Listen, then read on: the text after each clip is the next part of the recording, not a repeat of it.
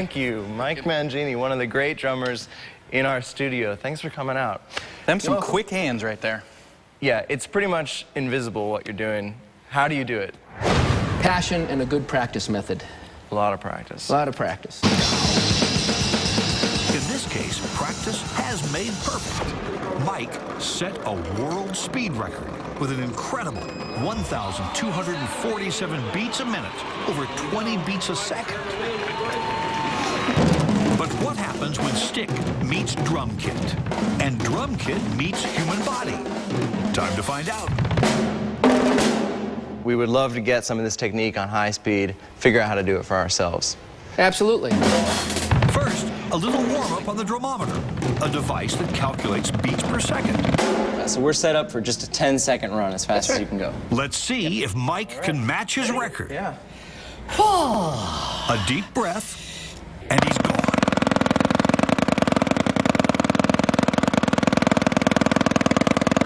Now watch the numbers fly. 201, 20.1 beats a second. That's pretty amazing.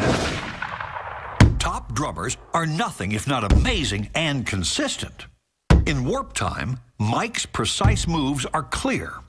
The action really is all in the wrist. As the sticks fly up and down, the rest of his body barely moves.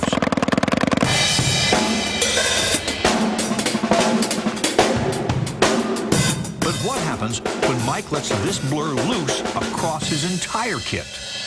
Mike, do you like heat and lights? And did you bring your suntan lotion? See. This is one drum solo nobody will want to walk out of. Hit it!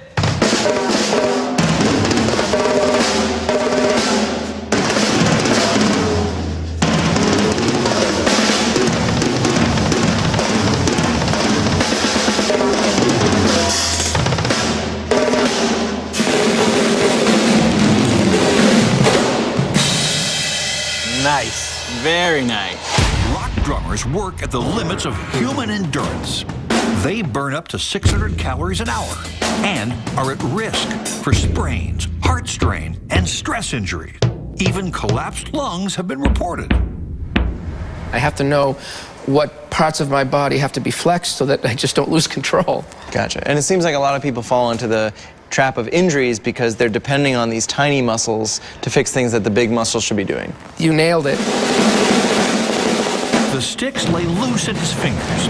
He uses the larger muscles in his hand, and he lets his fingers stay relaxed.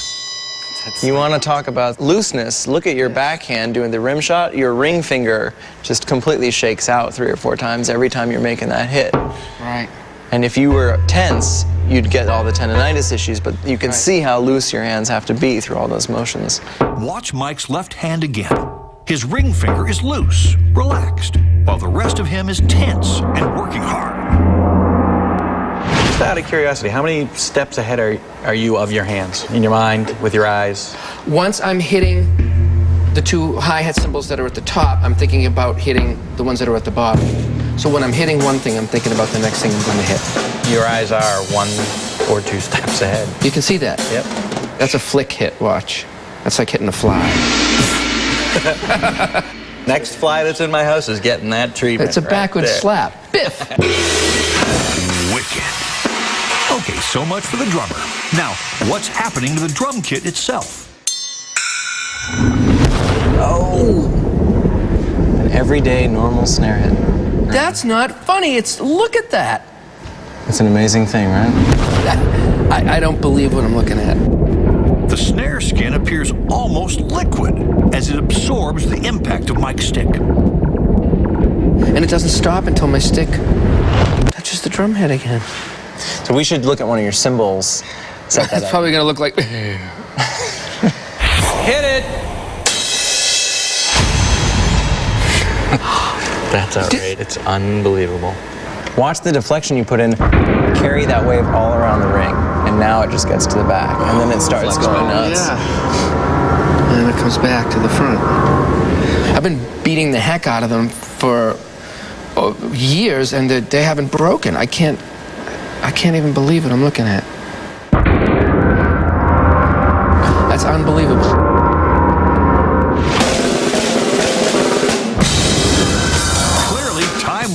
is on a roll, made in their shades.